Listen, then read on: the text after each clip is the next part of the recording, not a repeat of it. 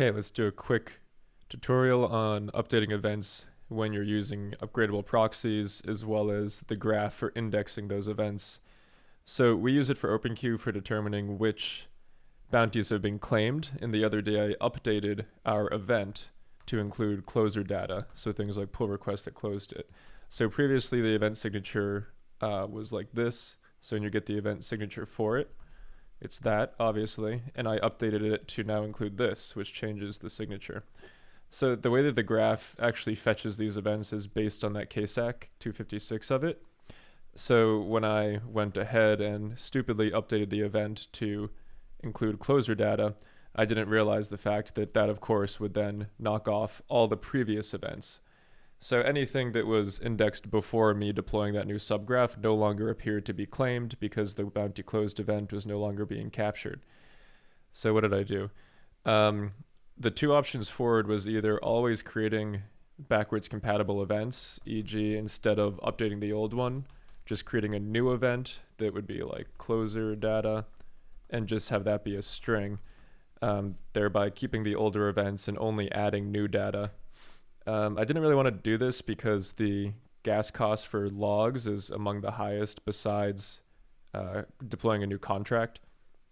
So I'd much rather find some way to just be backwards compatible and just add 8 multiplied by the number of bytes in the log, as opposed to literally emitting a fully new log for the rest of my life until I die. So here's how we do that then.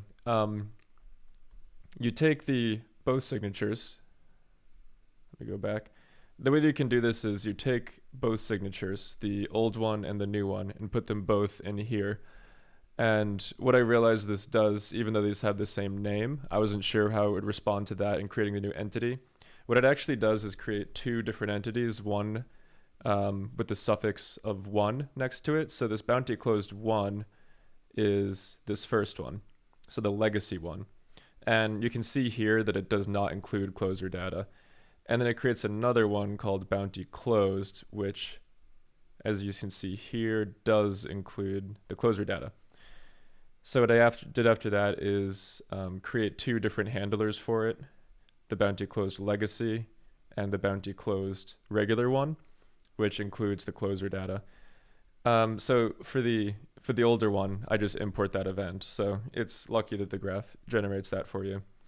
So when all that's done, you can simply go over and deploy your subgraph.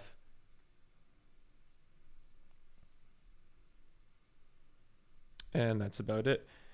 Also, I didn't realize, but when you deploy a subgraph, you can actually see the pending version, which will have any errors if they occur after you deploy it.